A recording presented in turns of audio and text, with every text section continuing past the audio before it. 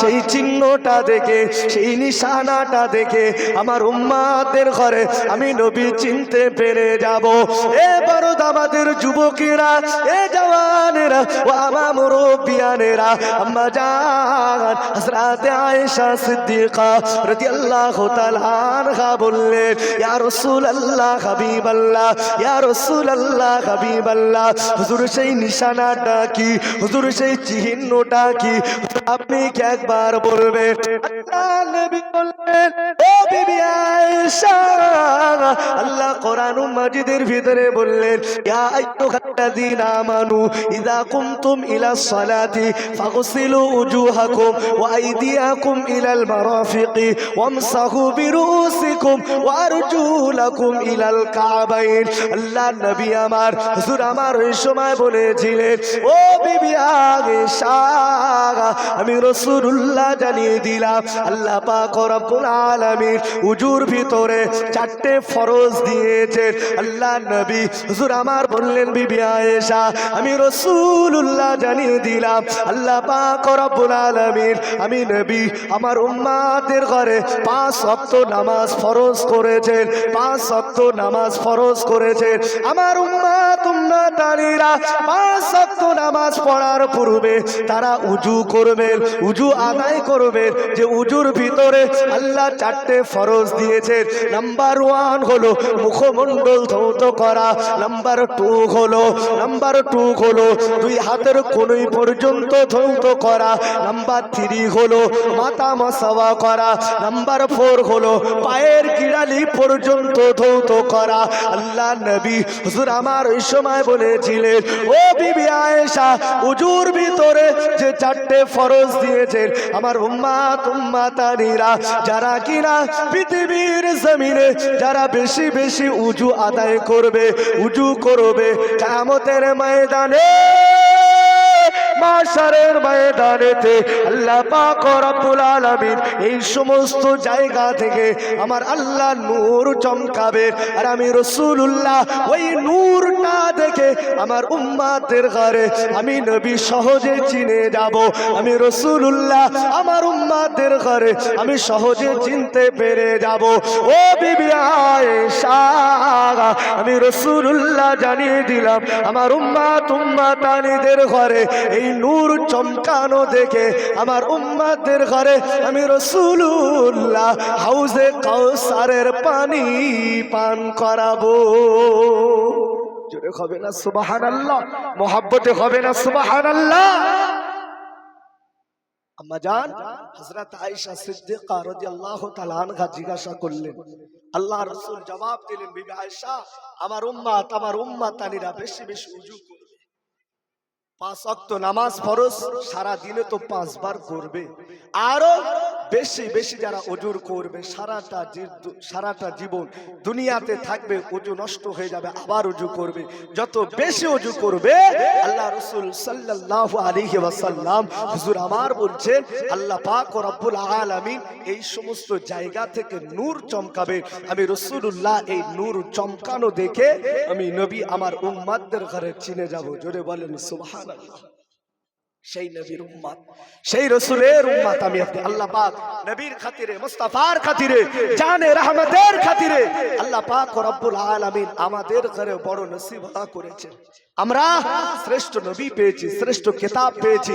আল্লাহ পাক রব্বুল আলামিন আমাদেরকে সেই খাস নসিব করেছেন, সেই নবীর উম্মত যে রাসূল পাক সাল্লাল্লাহু আলাইহি ওয়াসাল্লাম উম্মতদেরকে বড় ভালোবাসেন।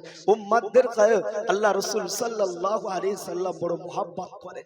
নবীর উম্মত আমরা যদি রাসূলের সুন্নাতগুলো যদি মেনে চলি, রাসূলের হাদিসগুলো যদি মেনে চলি, আমরা যদি কোরআনের আয়াতগুলো যদি মেনে চলি, নিশ্চিতভাবে আল্লাহ পাক রব্বুল আলামিন আমাদের কাছে কামিয়াবি দেবেন।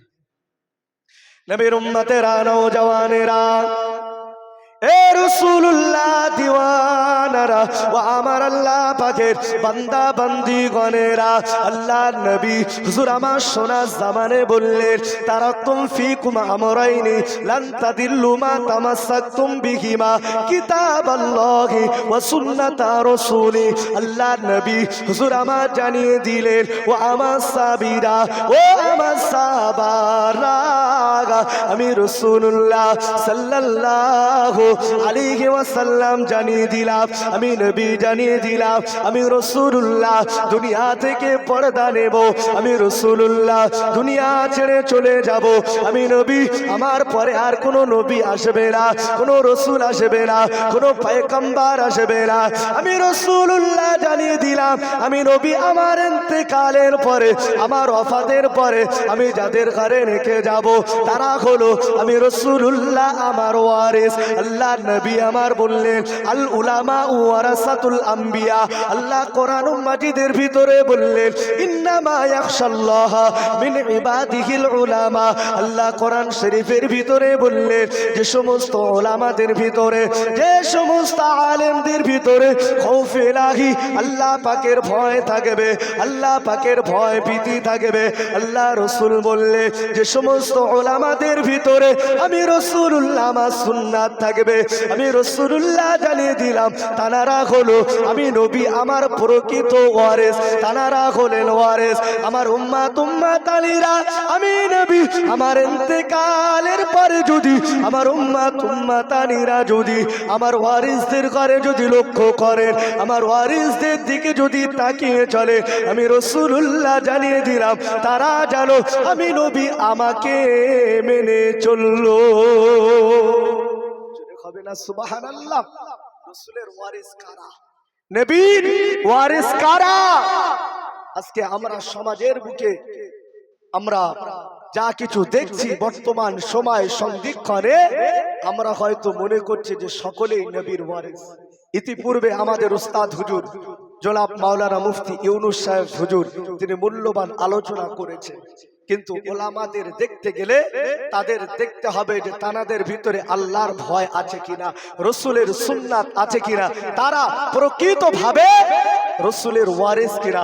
আজকে আমরা যাদেরকে অনুসরণ করি, ফুরফুরা শরীফের জমিনে শুয়ে আছেন মুজাদ্দিদুজ জামান কুতুবুল আলম আমিরুশ শরিয়াত আলা হযরত দাদা হুজুর পীর কেবলা রহমাতুল্লাহ আলাইহি, তিনি ছিলেন আমার নবীর ওয়ারিস। নবীর ওয়ারিস ছিলেন বসিরহাট আল্লামা হিন্দ আল্লামা রুহুল আমিন শাহ রহমাতুল্লাহ আলাইহি, হুজুরও ছিলেন, তিনি ছিলেন আল্লাহ রাসূলের ওয়ারিস। আমরা যদি এই সমস্ত হাক্কানি আলেম, হাক্কানি নবীর ওয়ারিসদেরকে যদি ফলো করি আর সেই অনুযায়ী যদি চলি, তাহলে নিশ্চিত মরণের পরে আল্লাহর রাসূলের শাফাআত সুপারিশ আমাদের নসিবে হবে। বলুন সুবহানাল্লাহ।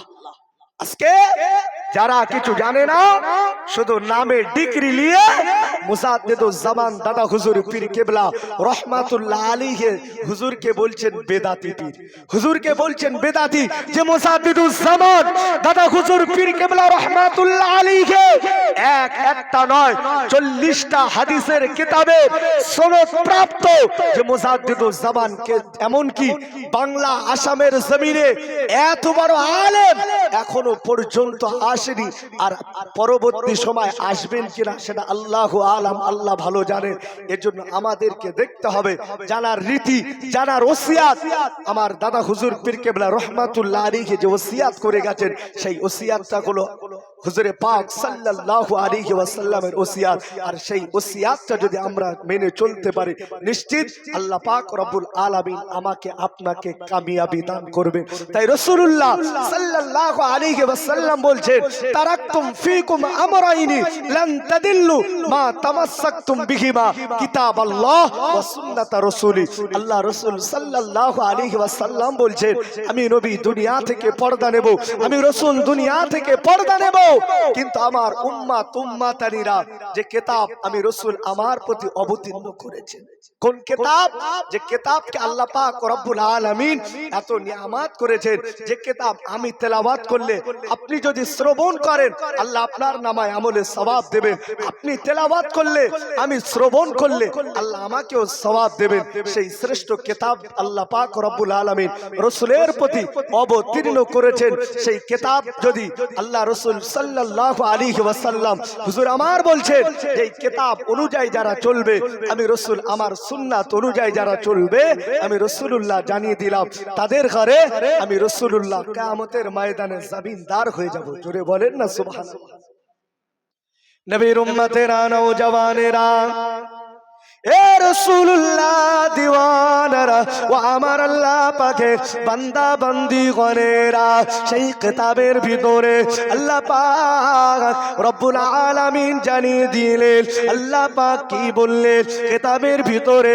আমার আল্লাহ পাক রব্বুল আলামিন জানিয়ে দিলেন যালিকাল কিতাবু লা রাইবা ফি, যে কিতাবটার ভিতরে কোনো সন্দেহ নাই, ভুল তো থাকা দূরের কথা, কোনো সন্দেহ নাই, সেই কিতাব আমার আপনার নবীর প্রতি অবতীর্ণ করেছেন। এ যুবকেরা, জওয়ানেরা ও আমার মুরব্বিয়ানেরা, আজকে দুনিয়ার জমিনে আমি আপনি কত আল্লাহর হুকুম অমান্য করছি, শরিয়াতের হুকুম অমান্য করছি, ইসলামের বিধান আমরা অমান্য করছি, কিন্তু কিসের জন্য? কি কারণে? রুজির তালাশের জন্য।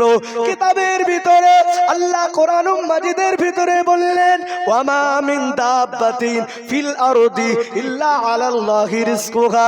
আল্লাহ পাক রব্বুল আলামিন বললেন আমি আল্লাহ পাক রব্বুল আলামিন রিজিকের মালিক হলাম আমি আল্লাহ, রিজিকের দায়িত্বটা হলো আমি আল্লাহ, আমার পৃথিবীর কোনো মানুষের নয়, পৃথিবীর কোনো মানুষের নয়।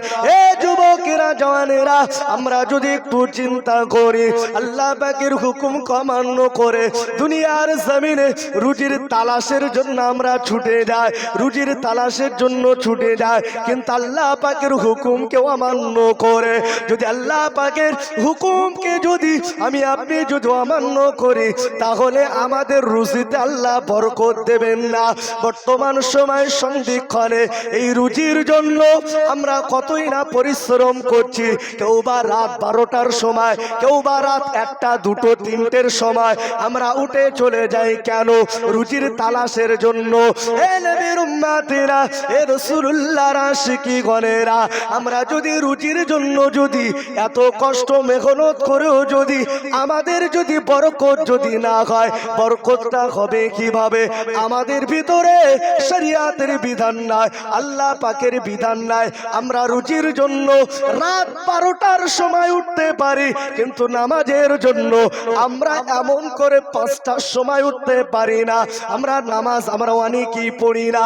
আল্লাহ পাক রব্বুল আলামিন তাই জানিয়ে দিলে আমার বান্দা বান্দিরা যদি এরা যদি নামাজ আদায় করে, ফজরের নামাজ আদায় করে যখন দুনিয়ার জমিনে চলে যাবে, রুজির তালাশের জন্য চলে যাবে, আল্লাহ পাক কোরআন মাজিদের ভিতরে বললেন ওই রুজিটার জন্য আমি আল্লাহ বরকত দিয়ে থাকি। আমি আল্লাহ পাক রব্বুল আলামিন জানিয়ে দিলাম ওই রুজির ভিতরে আমি আল্লাহ এত বরকত দিয়ে থাকি যেটা কিনা আমার রহমত থেকে আমি দিয়ে থাকি। জোরে বলবেন না সুবহানাল্লাহ? মহব্বতে হবে না সুবহানাল্লাহ? আজকে আমরা এত আয় করছি, এত কিছু করছি, তারপরেও বরকত নাই। কেন? বরকত উঠে যাচ্ছে, আমাদের তো সে শরিয়াতের হুকুম নাই, শরিয়াতের বিধান নাই। আল্লাহ পাকের হুকুম আমাদের আমরা না মানার কারণে আজকে আমাদের থেকে বরকত উঠে যাচ্ছে, যত দিন যাচ্ছে তত যেন অশান্তি এসে যাচ্ছে। এজন্য আমাদের প্রত্যেককে উচিত আমরা যেন শরিয়াতের হুকুম যেন মেনে চলি। আল্লাহ পাক রব্বুল আলামিন আমাদের সকলকে চলার তৌফিক দান। বলুন আল্লাহুম্মা আমিন। মুহাব্বতে দরুদ শরীফ আল্লাহুম্মা।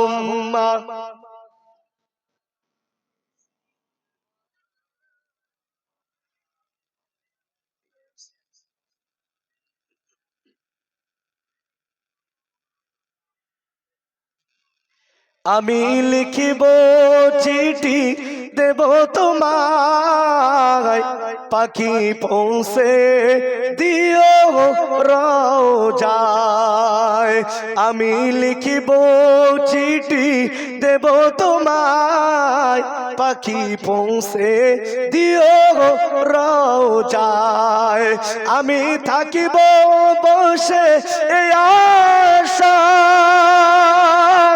চিঠির উত্তর আসিবে আমার গায়ে আমি লিখিব চিঠি দেব তোমায় পাখি পৌঁছে দিও রওজায় কবে আসিবে মদিনার পায়গাম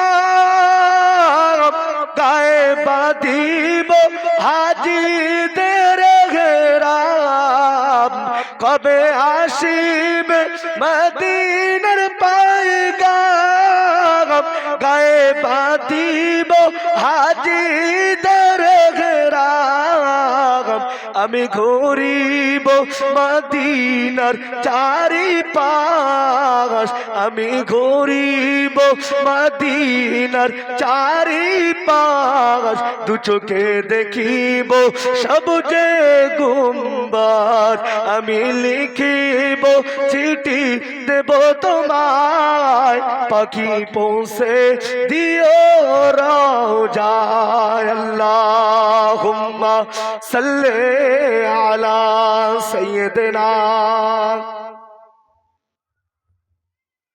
ওয়া আলা আলি সাইয়্যিদিনা